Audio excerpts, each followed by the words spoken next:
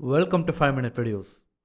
ஜப்பான்ல கடந்த 1ஆம் தேதி ஏற்பட்ட நிலநடுக்கத்தை பத்தி கண்டிப்பா நீங்க எல்லாருமே கேள்விப்பட்டிருப்பீங்க. 2024ஓட ஆரம்பத்திலேயே ஜப்பான்ல நடந்திருக்க இந்த நிலநடுக்கம்ன்றது எதிர்பார்க்காத ஒண்ணுதான். இத பத்தின சில தகவல்களை தான் இந்த வீடியோல நாம பார்க்க போறோம். கடந்த 1ஆம் தேதி உலகமே புத்தாண்டை கொண்டாடிட்டு இருந்த நேரத்துல ஜப்பான்ல எதிர்பாராத விதமா ஒரு பெரிய நிலநடுக்கம் ஏற்பட்டிருக்கு. ஜப்பானோட இஷிகாவா பகுதியை ஒட்டி இருக்க கடல் பகுதியில திடீர்னு இந்த நிலநடுக்கம் ஏற்பட்டதா தெரிய வந்திருக்கு. ரிக்டர் அளவுல 7.6 மேக்னிடியூடா இந்த நிலநடுக்கம் பதிவு செய்யப்பட்டிருக்கு. இந்த அளவுன்றது ஒரு ஆபத்தான அளவுதான். இதை தொடர்ந்து ஜப்பானோட மீட்டியராலஜிக்கல் ஏஜென்சி உடனடியா அந்த பகுதிகளில், அதாவது நிலநடுக்கம் ஏற்பட்ட அந்த பகுதின்னு மட்டும் இல்லாம அந்த கோஸ்டல் ஏரியா முழுக்கவே சுனாமி எச்சரிக்கையை உடனடியா விட்டாங்க. அவங்க அறிவிச்சிருந்த மாதிரியே 5 அடி உயரத்திற்கு சுனாமி அலைகளும் அந்த கோஸ்டல் ஏரியாவை தாக்கி இருக்கு. இந்த பகுதியில இதுவரைக்கும் பதிவு செய்யப்பட்ட சக்தி வாய்ந்த ஒரு நிலநடுக்கமா இதை தான் குறிப்பிடுறாங்க.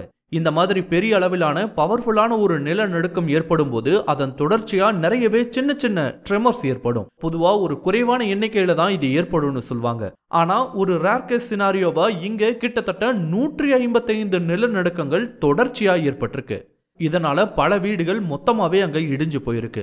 இந்த நிலநடுக்கத்தினால அந்த பகுதிக்கு செல்லக்கூடிய முக்கியமான சாலைகளும் பாதிக்கப்பட்டிருக்கு. இதனால பாதிக்கப்பட்ட பகுதிகளுக்கு உதவிகளை கொண்டு போகவும் ரெஸ்கியூ ஆபரேஷன்ஸ்ல ஈடுபடுவதற்கும் அங்க காலதாமதம் ஏற்பட்டிருக்கு. இதனால அந்த பகுதிகளில் மாட்டிட்டு இருக்க மக்களை காப்பாற்றுவது ரொம்பவே கடினமான ஒரு காரியமா இருக்குன்னு சொல்றாங்க.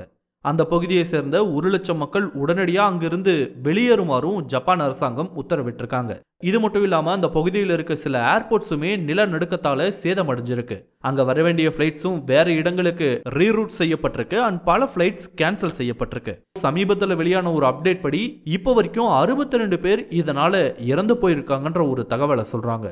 கூடிய விரைவில் அங்க நிலைமை நார்மலுக்கு மாறும்னு எதிர்பார்க்கப்பட்டாலும் ஜப்பானோட மீட்டியராலஜிக்கல் ஏஜென்சி ரீசெண்டா இன்னொரு முக்கியமான செய்தியவும் வெளியிட்டிருக்காங்க. என்னன்னா இந்த நிலநடுக்கங்கள் இன்னும் முடியலன்னு, இனிமேலும் ஏற்பட வாய்ப்பு இருக்குன்னு, அதுவும் அடுத்த வாரத்திலேயே இதே மாதிரியான நிலநடுக்கங்கள் ஏற்படும் சொல்லி இருக்காங்க. இது ஒரு முக்கியமான எச்சரிக்கை தான். ஏற்கனவே நிலநடுக்கம் ஏற்பட்ட பகுதிகளில் இருந்து மக்கள் வெளியேறி கேம்ப்ஸ்ல தான் தங்கிட்டு இருக்காங்க. ஃபுட்ல ஆரம்பிச்சு பல பொருட்களுக்கும் இங்க தட்டுப்பாடு ஏற்பட்டிருக்கு. ஆயிரக்கணக்கான வீடுகள்ல எலக்ட்ரிசிட்டி இன்னமும் திரும்ப வரல. இப்படி பல பிரச்சனைகள் நடந்துட்டு இருக்கும் போது அடுத்த வாரம் திரும்ப நிலநடுக்கங்கள் ஏற்படும் சொல்லி இருப்பது அங்க இருக்கவங்களை கவலைக்குள்ளதான் வச்சிருக்குன்னு சொல்லணும். சொல்ல போனா நிலநடுக்கங்கள்ன்றது ஜப்பான்ல ஒன்னும் புதுசு கிடையாது தான். பல நூற்றாண்டுகளாவே, ஏன் பல ஆயிரம் வருடங்களாவே இங்க பிரச்சனை அங்க இருந்து வருதுதான். இதுக்கு காரணம் இதோட அமைவிடம் அந்த மாதிரி. பசிபிக் பெருங்கடலோட ரிங் ஆஃப் ஃபயர்னு அழைக்கப்படக்கூடிய ஒரு ரீஜன்ல தான் இந்த ஜப்பான் அமைஞ்சிருக்கு. இந்த பகுதின்றது ஆக்டிவ் வால்கனோஸ் ரொம்பவே அதிகமா இருக்கக்கூடிய ஒரு பகுதி.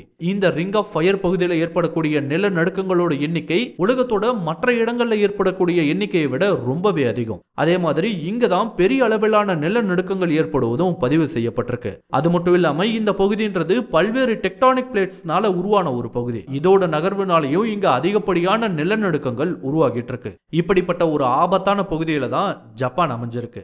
ஜப்பான்ல ரொம்ப காலமாவே சிறிய சிறிய அளவுல நிலநடுக்கங்கள் ஏற்படுவது தொடர்ச்சியா நடந்து வரக்கூடிய ஒரு விஷயம் தான். ஆனா பெரிய அளவில் ஏற்பட்ட நிலநடுக்கங்கள்னு பார்க்கும்போது ரொம்ப கம்மின்னு தான் சொல்லணும்.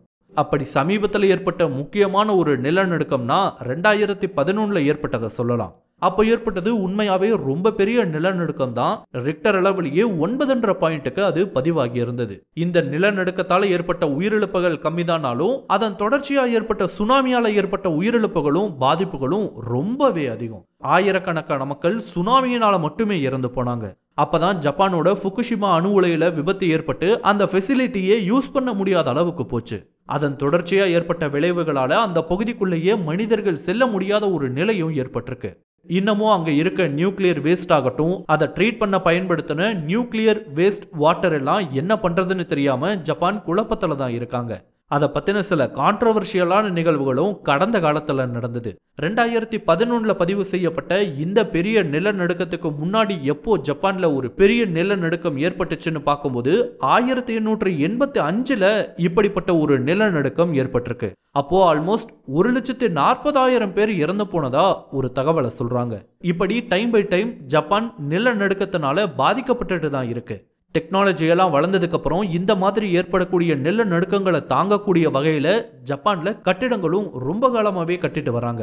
பட் ஸ்டில் இயற்கைக்கு முன்னாடி யாராலையும் ஒண்ணுமே செய்ய முடியாதுதான். இதுல இருந்து ஜப்பான் ரொம்ப சீக்கிரத்துல வெளியே வரும்ன்றதுல சந்தேகமே இல்லை.